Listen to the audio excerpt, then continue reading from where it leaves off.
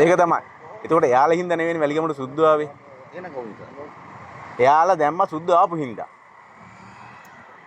මම බලලා තියෙන 1980 ඩොකියුමන්ටරියක් තියෙනවා වැලිගම ගැන.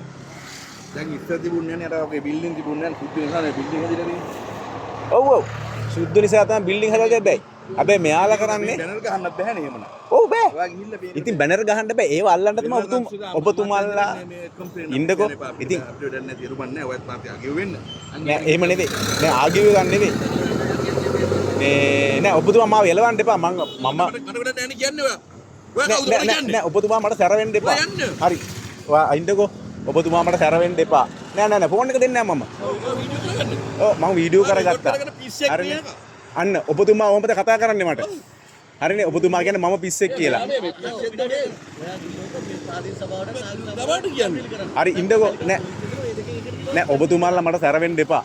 මට මේ රටේ අයිතියක් තියෙනවනේ. මම වීඩියෝ කරනවා. ඔව් මම මගේ ආර්සර් වීඩියෝ කරන්නේ. නැත්තම් Facebook දාන්න එහෙම නෙවෙයි. ඔයාලට හානියක් කරන්න නෙවෙයි. සමහරට ඔයා මට මේක නැත්තම් ගහයිද කියන්නත් බෑ. ඔයා හැසුරුනේ විදිහට. ඒක මේකේ තියෙනවනේ. ඔයා පිස්සෙක්. හරි ඔයා මට කියන්නේ මම පිස්සෙක් කියලා කියන්නේ. ඔයා මෙහෙද? හරිනේ. හරිද? හරි මම කියන්නේ ඔබතුමා කියන්නේ මම පිස්සෙක් කියලානේ. හරි ඔයා කියන්නේ.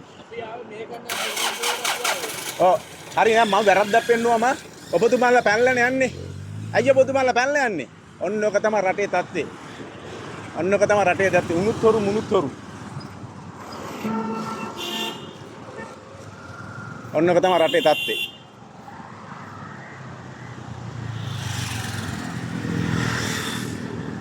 ඔන්න ඔක තමයි අපේ රටේ තත්ත්වේ. මේ රට හදන්න පුළුවන්ද මේ මිනිස්සුත් එක්ක ඈ පොලිසිය පැනලා යනවා ප්‍රශ්න වලින් ආයි ප්‍රශ්න ගෙනාවම හරිනේ හරිනේ ඕනනම් මං ආපහු යන්න මං බය නෑ මං කාටවත් බය නෑ හරිනේ අපි අරද්දයක් කළා අපි රට හදන්නයි අපි try කරන්නේ බලමු අපි ඒක